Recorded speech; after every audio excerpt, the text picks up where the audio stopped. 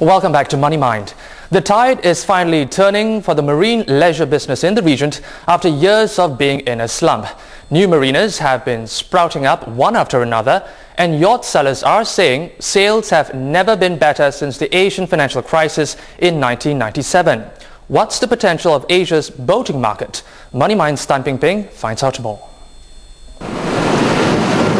Like many Australians, Neil Langford loves the sea.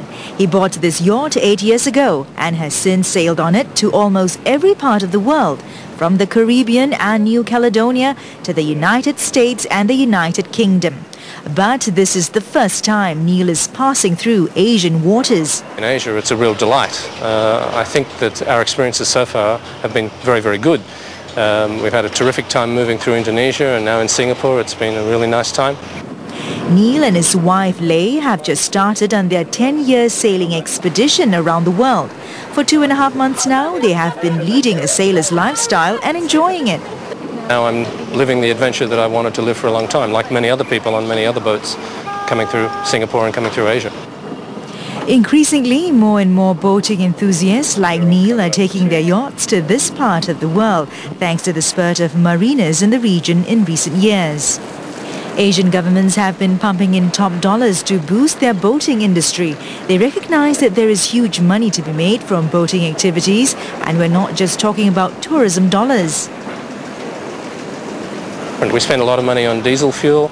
We spend a lot of money on machinery maintenance. At this marina, we've spent, in the 2 weeks that we've been here, above and beyond the normal things like food and entertainment, the normal tourism type things. So just on boat maintenance, I would say $3,000 to $4,000 probably here at this marina.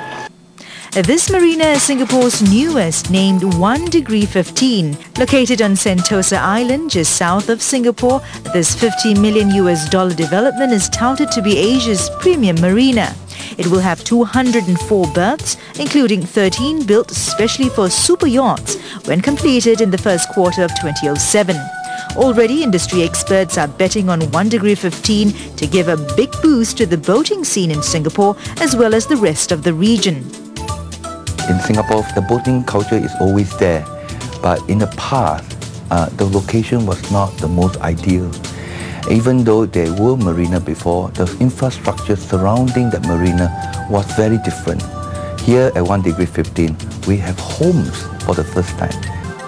So far, about 1,000 people have signed up for membership at 1 Degree 15, which currently costs 24,000 Sing dollars. But filling up the 4,000 member quota for the club will probably be smooth sailing, with Singapore spending billions to revamp this island into a prime tourist and residential locale. By 2009, there will be 2,600 waterfront villas as well as an integrated resort with casino here. In fact, this 49-year-old entrepreneur is already looking at raising membership fees for his marina club. I think being Asian, everybody look at financial speculation or investment. We are so far from countries like Japan and Hong Kong, where the marinas membership are more than almost 10 times our price. We have room to grow.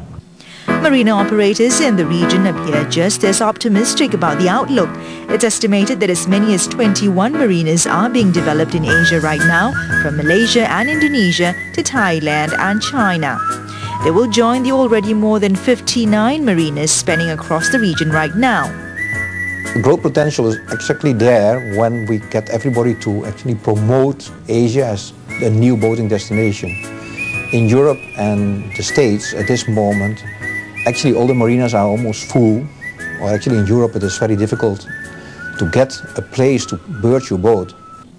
There are currently some 30,000 leisure boaters in the region, but industry watchers predict the number will increase significantly over the next few years. Little wonder Simpson Marine, the largest seller of luxury yachts in Asia, has been busy opening new sales offices from Singapore to Phuket. This year alone, the Hong Kong-based company sold about 120 boats, a 20% jump from a year ago. We've seen that 2005 is quite strong compared to 2004. The market has been very flat since the late 90s after the regional economic crisis, but it's now picking up quite strongly. Thai-based Kingfisher Marine is also seeing a pickup in business. Kingfisher Marine is the sole distributor for the Taiwan-based Horizon's range of yachts in Southeast Asia. Horizon is the largest boat builder in Taiwan. For the last 3-4 years now, I've been promoting Horizon into Southeast Asia. They've been very, very successful for almost 20 years now in Europe. Europe is their largest market, and America is the second. So, why not Asia? Because I see the potential in Asia, and I think the growth will be here. People are starting to accept it now. For example, this one's already been sold into Singapore. I have two 73-footers on order now, and I'm talking to 3 or 4 more very, very serious clients. Clearly, the boating scene in Asia is getting more vibrant, and good news is the buzz is not just generated by the expatriates. The wealth is already here, and these people, I think, are now starting to understand, you work so hard for the money, why don't you start awarding yourself all the hard-earned money, right? Instead of just working all the time, do something nice. What we see now is that there are a lot of Asian people coming into the market. They're interested in the lifestyle. They have the wealth to be able to afford it. They have the time to enjoy it. And typically they would be looking at power boats rather than sailing boats. Whereas the sailing boats tend to be more towards the expatriates in Southeast Asian market. From the look of things, it seems Asia could indeed become the Caribbean of the East. But industry players say what needs to be done now is to ease regulations for border crossing so that it's hassle-free for boaters to sail from island to island within the region.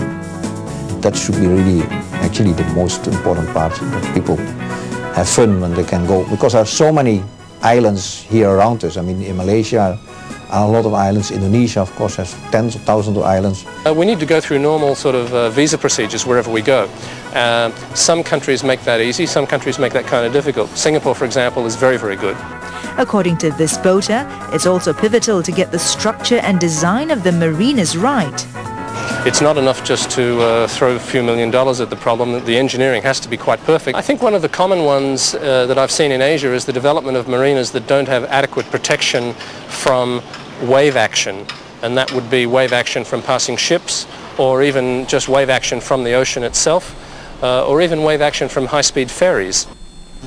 But for all the challenges of sailing in the region, including the perils of getting caught in fish nets, Asia with its beautiful landscape, warm climate and rich cultures remains a draw for many around the world. So much so, the sailor is going to spend the next few years exploring Asian shores.